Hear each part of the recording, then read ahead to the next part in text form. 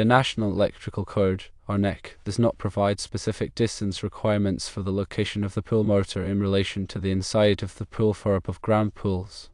However, it is important to follow general safety guidelines.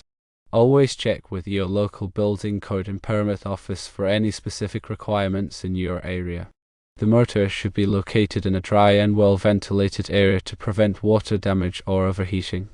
It should also be easily accessible for maintenance and repairs. Consider the potential for noise and vibration from the motor and place it accordingly to minimize disturbance to swimmers or neighbors.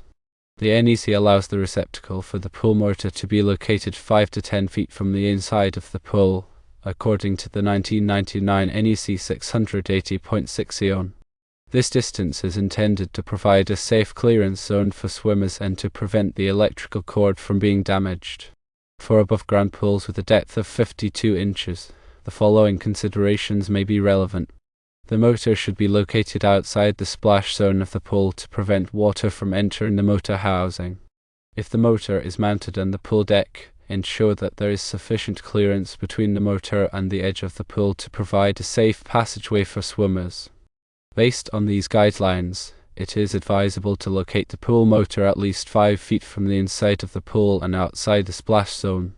The receptacle should be located 5 to 10 feet from the inside of the pool, as permitted by the NEC. Remember to prioritize safety and adhere to local regulations when installing your pool motor.